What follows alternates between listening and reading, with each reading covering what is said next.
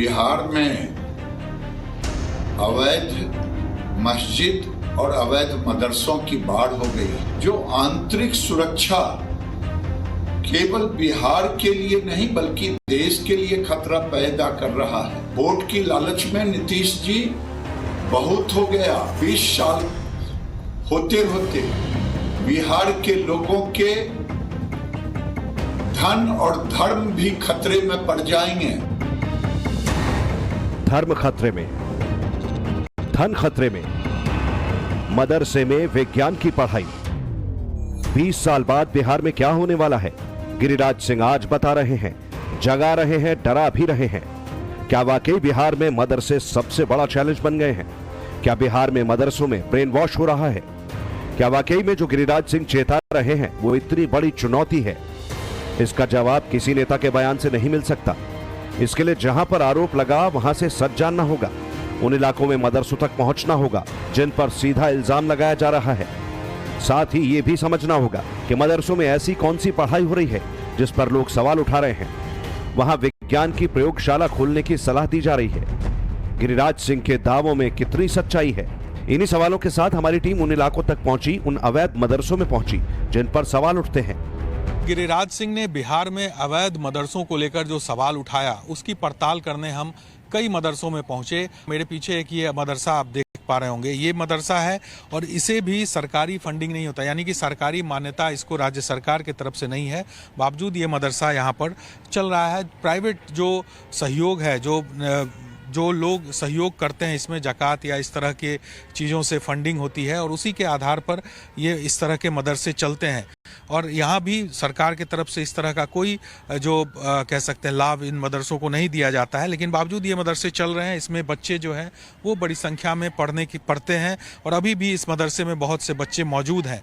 यानी कि जो गिरिराज सिंह सवाल उठा रहे हैं कि जो मदरसे बिहार में खास करके जो सीमांचल के जिलों में चल रहे हैं उसमें बहुत से मदरसे अवैध हैं, बड़ी संख्या में अवैध मदरसे इन इलाकों में बन रहे हैं। लेकिन बिना सरकारी मान्यता के मदरसे सिर्फ सीमांचल के जिलों में ही नहीं बल्कि राजधानी पटना में भी खूब चल रहे हैं। पटना के खगौल इलाके में स्थित ऐसे ही मदरसे में हमारे संवाददाता साकेत कुमार पहुंचे।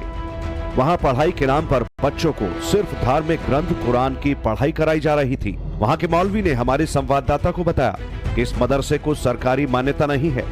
खर्च चलाने के लिए मदरसे को मुस्लिम समाज के लोगों से फंडिंग मिलती है, उसी से मदरसे का खर्च भी निकलता है।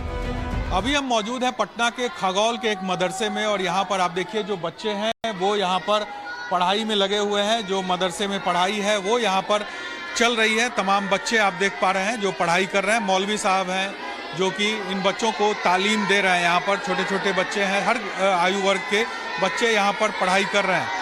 मौलवी साहब यहाँ पर मौजूद हैं। चूँकि जो जानकारी है कि ये जो मदरसा चल रहा है ये सरकारी, ना तो इस मदरसे को सरकारी मान्यता है ना ही सरकार के तरफ से कोई फंड जो है वो इस मदरसे को दिया जाता है। तो ऐसे में मदरसा कैसे चलता है, कैसे ये लोग मैनेज करते हैं, ये तमाम सवाल जो है वो हम मौलवी साहब से पूछेंगे। यहाँ पर मौलवी साहब मौजूद हैं। मौलवी साहब क्या नाम हुआ आपका? मेरा नाम तबारक करीम हुआ। अच्छा, तो ये जो मदरसा है कितने साल से है? ये तो बहुत पुरानी, काफ़ी पुरानी मदरसा है। तो क्या सरकार से मान्यता है मदरसे को? नहीं, कोई मान्यता नहीं, सब आवाम पब्लिक करते हैं जी। तो जो पैसे हैं, चूँकि आप बच्चे यहाँ पर रह के पढ़ाई करते हैं, खर्च तो होता होगा, कैसे मैनेज होता है? मैनेज हो जाता है। जैसे मदरसे के सिक्योरिटी वगैरह है ना, सिक्योरिटी साहब वगैरह, वो लोग को भतीजे सब देते हैं पैसे, वो लोग देते हैं। जो बड़े बड़े आदमी सब है, यानी कुछ घट जाता है, कोई बाज़ार में बोलते हैं जा कर के किसी को, देने वाले बहुत हैं, अल्लाह के रास्ते में खर्चे काटने वाले बहुत हैं, वो अल्लाह के रास्ते में देते हैं तो बच्चे सब खाते हैं। तो सरकार से आप लोगों ने कभी मान्यता के लिए अप्लाई किया था? नहीं, ये सब तो नहीं किए सर। कितने बच्चे पढ़ रहे हैं अभी? बच्चे तो 40-45 थे जी। कुछ बच्चे गांव चले गए हैं, अभी 35-36 बच्चे हैं। क्या कुछ पढ़ाई होती है, आप लोग क्या शिक्षा देते हैं? यहाँ अरबी वगैरह की पढ़ाई होती है, हिंदी इंग्लिश की पढ़ाई होती है जी। साइंस की पढ़ाई, कंप्यूटर वगैरह, क्योंकि ये सवाल उठता है कि जो धार्मिक पढ़ाई के साथ साथ जो विज्ञान की पढ़ाई हो, कंप्यूटर की पढ़ाई हो, ऐसी भी पढ़ाई देना चाहिए। तो क्या ऐसी पढ़ाई होती है? फिलहाल तो अभी कंप्यूटर की पढ़ाई अभी नहीं हो रही है, इंशाल्लाह ये भी शुरू करने वाले हैं, शुरू हो जाएगी, अभी शुरू नहीं हुआ है। अभी छोटे छोटे बच्चे हैं, अभी थोड़ा लाइन पकड़वा रहे हैं। लाइन जब पकड़ लेंगे फिर जो है शुरू इंशाल्लाह करवाएंगे। अभी धार्मिक पढ़ाई होती है? धार्मिक भी होती है, हिंदी इंग्लिश भी होती है। जी जी। आप यही पढ़ते हैं? जी। अच्छा, कब से पढ़ रहे हैं? 3 साल से। 3 साल से। जी। क्या क्या सब पढ़ाई हो रही है? अरबी भी पढ़ते हैं, हिंदी भी पढ़ते हैं, इंग्लिश भी पढ़ते हैं। जी। विज्ञान वगैरह, गणित वगैरह की पढ़ाई आप लोग नहीं करते हैं? तो लगता है कि कुछ कम होता है पढ़ाई, वो भी होना चाहिए। इसके ये पढ़ाई पढ़ने के बाद पढ़ेंगे। हाँ? अरबी पढ़ने के बाद पढ़ेंगे। अभी फिलहाल जो भाषा की पढ़ाई हो रही है। जी। बाबू क्या नाम है? MD अलकमा। अच्छा, कब से पढ़ाई कर रहे हो? पहली बार है। अच्छा, क्या पढ़ रहे हो? ये क्या है? अरबी। अरबी पढ़ रहे हो? जी। समझ जाता है सब चीज? जी। अच्छा, किस क्लास में? कौन से कक्षा में? अव्वल। अच्छा, तो क्या आपको लगता है कि पढ़ाई जो है वो अब गणित की भी आप लोगों की होनी चाहिए, साइंस की भी पढ़ाई होनी चाहिए, कंप्यूटर भी जाने, ऐसा लगता है? हाँ। हाँ, लेकिन नहीं हो पाता है अभी। हाँ। वो सब पढ़ाई होगी तो और अच्छा होगा। जी। हाँ? जी। तुम कहाँ, किस क्लास में? अव्वल क्लास। तुम भी वही अरबी पढ़ रहे हो? जी। तुम लोगों को लगता है कि अब पढ़ाई यहाँ पर साइंस की भी होनी चाहिए, कंप्यूटर की भी होनी चाहिए, ताकि आगे बढ़ने के लिए ज़्यादा अच्छा रहेगा? जी इंशाल्लाह होना चाहिए। जी। हाँ? जी। ठीक है, तो बच्चे हैं, बहुत बोल नहीं पा रहे हैं, लेकिन आप देखिए ये मदरसा है, इससे सरकार से ना तो मान्यता है इस मदरसे को, ना ही फंडिंग होती है। बावजूद इसके ये जो मदरसे हैं वो यहाँ पर चल रहे हैं और बच्चे जो है वो यहाँ पर आकर पढ़ाई कर रहे हैं। तो ये तस्वीर हम आपको दिखाना चाहते थे, रियलिटी। चूँकि जो सवाल गिरिराज सिंह ने उठाया था वो सवाल सीमांचल जिले के मदरसों के लिए उठाया था, लेकिन ऐसे मदरसे पटना में भी चलते हैं जिसको सरकार से ना तो मान्यता है ना ही फंडिंग होती है। बावजूद इसके ऐसे मदरसे बहुत जगह पर बने हुए हैं और वहाँ पर बच्चों की पढ़ाई भी चल रही है। गिरिराज सिंह ने जैसे ही अवैध मदरसों पर सवाल उठाए तो बिहार की सियासत में एक बार फिर उबाल आ गया।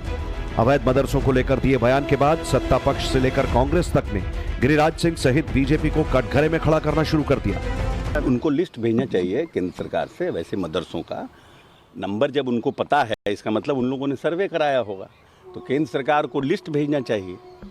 अब मदरसे भी हैं बहुत से, स्कूल भी हैं बहुत से, लेकिन लोग पढ़ तो रहे हैं, बच्चे पढ़ तो रहे हैं, अवैध हो चाहे क्या बोलते हैं वैध हो। अब सरकार से जब आप दे ही नहीं रहे हैं पैसा, तो कितना स्कूल है, प्राइवेट स्कूल है, वो काहे नहीं बंद होना चाहिए? वो भी बंद होना चाहिए।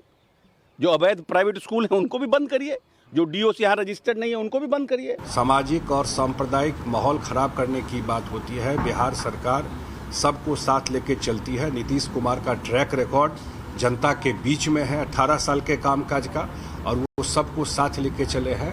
और कभी भी बिहार में धार्मिक या सामाजिक या जातीय तनाव इनके राजपाट में न पहले हुआ है न आगे हुआ। मदरसों पर शुरू हुई सियासत बिहार में किस करवट जा रही है, हम आपको ये भी बताएंगे। सत्ता पक्ष और विरोधियों के पूरे बयान भी सुनाए, लेकिन पहले ये समझ लीजिए कि गिरिराज सिंह ने अपने बयान में कौन से पॉइंट्स को उठाया है। उन्होंने कहा कि बिहार में अवैध मदरसों की बाढ़ आ गई है, बांग्लादेश और नेपाल की सीमा पर ज्यादा खतरा है, देश की आंतरिक सुरक्षा के लिए खतरा पैदा हो रहा है। नीतीश कुमार को देश पर आ रहे खतरों पर ध्यान देना चाहिए। 20 साल में धर्म और धन खतरे में आ जाएगा। गिरिराज सिंह के मुताबिक घुसपैठियों का पहला टारगेट सीमांचल का इलाका है। ऐसा क्यों है, इसको समझना भी जरूरी है। दरअसल बिहार में पूर्णिया डिवीजन को ही सीमांचल के नाम से जाना जाता है, जिसमें अररिया, कटिहार, किशनगंज और पूर्णिया जिले आते हैं। इन चारों जिलों की सीमा नेपाल और बांग्लादेश से लगती है, जहां से सीमांचल में घुसपैठ करना सबसे आसान है।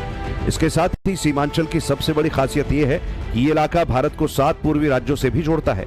ऐसे में गिरिराज सिंह ने बढ़ती घुसपैठ पर सीमांचल का जिक्र किया, जिसके बाद हमारी टीम सीमांचल के उसी इलाके में पहुंची जहां के मदरसों पर सवाल उठाए जा रहे हैं। आप मदरसा के बड़ा नजदीक से देखते, फाउंडर मेंबर में हैं, किस तरह से संचालित हो रहा है मदरसा? निजी मदरसा है, किस तरह से संचालित? इसमें मदरसा में जितने बच्चे हैं उनके गार्जियन भी यहाँ पर बहुत मदद करते हैं, और हमारे जितने यहाँ पे करीब 12 उस्ताद हैं पढ़ाने वाले, तो वो लोग भी यानी रमज़ान के टाइम में बहुत मेहनत करते हैं। जहाँ जहाँ से लोग बुलाते हैं कि आप मेरे यहाँ आइए ज़कात का पैसा, तो उसके लिए वो लोग भी जाते हैं। और सब मिलजुल करके एकदम यानी एक दीन का काम और एक हमारे भारत में एक अच्छा यानी क्या बोले कि परिवेश तैयार हो, उसके लिए ये लोग तत्पर रहते हैं। और अल्लाह का शुक्र है कि यहाँ पे सब हिंदू मुस्लिम सब इमदाद करते हैं और इससे यहाँ पढ़ाई होती है। ये कैसे संचालित होता है निजी मदरसा, कैसे फंड कैसे?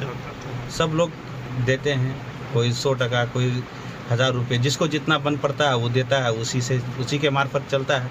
और कुछ गार्जियन भी देते हैं, मदरसे में जो बच्चे पढ़ते हैं तो वो लोग भी कुछ मदद करते हैं, और जो यतीम रहते हैं दूसरे लोग फंडिंग करते हैं इसमें। तो ये मैंने क्या क्या पढ़ाते हैं?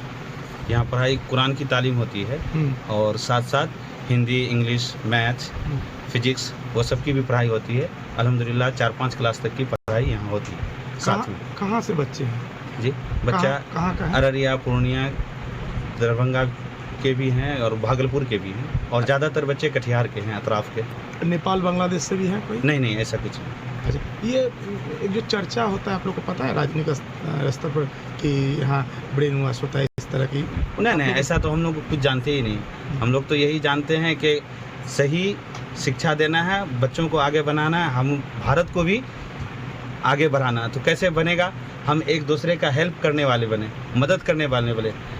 तालीम के साथ साथ यहाँ जो है तरबियत भी दी जाती है, बड़ों का कैसे एहतराम किया जाता है, छोटों पर कैसे शफकत की जाती है, ये सब सिखाया जाता है। यहाँ तो अल्हम्दुलिल्लाह हर तरह की पढ़ाई होती है। किस किस विषय की पढ़ाई? इब्तदाई तो दीन की तालीम होती है, उसके साथ साथ हम लोग दुनियावी तालीम यानी स्कूल की तैयारी भी करवाते हैं। ये हम लोग का भी मशवरा हुआ है कि इतने बच्चों को मजबूत कर दिया जाए वो मैट्रिक की तैयारी करके आराम से एग्ज़ाम निकाल ले। और अल्हम्दुलिल्लाह यहाँ से बच्चे कुरान सुना करके अभी डॉक्टरी की तैयारी में है, वो नीट की जो निकालते हैं तैयारी, उसमें गया हुआ मेरा बच्चा, तो हैदराबाद कर्नाटक में। कितने बच्चे हैं यहाँ? बच्चे अल्हम्दुलिल्लाह 250 के आसपास। तो ये सिर्फ कुरान की पढ़ाई होता है या बाकी विषय का भी पढ़ाई होता है? जी नहीं, इस बार हम लोग और भी बढ़ा दिए हैं मास्टर। 3 मास्टर तकरीबन है अभी, और हिंदी, इंग्लिश, हिसाब, मैथ सब की तैयारी होती है। ये फंडिंग कहाँ से होता है? पैसा का कहाँ से? फंडिंग ये जो है लोग चंदा जो देते हैं 150, 200 जितना जिसको तौफीक होता है देते हैं। कुछ ठीक ठाक बच्चे हैं 150 इसमें, तो वो बच्चे जो खुद अपना भी कुछ डोनेट कर देते हैं, उनके गार्जियन जो है वो लोग देते हैं। इसी से चलता है ये मदरसा। सीमांचल में लगातार हो रही अवैध घुसपैठ के बाद इस इलाके की डेमोग्राफी पूरी तरह बदल गई है। 1951 से 2011 तक देश की कुल आबादी में मुसलमानों की हिस्सेदारी जहां 4% बढ़ी, वहीं सीमांचल में यह आंकड़ा करीब 16% है। हालात यह है कि किशनगंज बिहार का ऐसा जिला है जहां हिंदू अल्पसंख्यक हो चुके हैं। 2011 की जनगणना के मुताबिक किशनगंज में मुस्लिम आबादी 67.58% थी, कटिहार में 44.47, अररिया में 42.95 और पूर्णिया में 38.46% हो चुकी थी। वहीं इन जिलों में पिछले 12 साल में मुस्लिम जनसंख्या और तेज गति से बढ़ी है। यहाँ के दर्जनों गांवों में हिंदू अल्पसंख्यक होकर पलायन कर रहे हैं।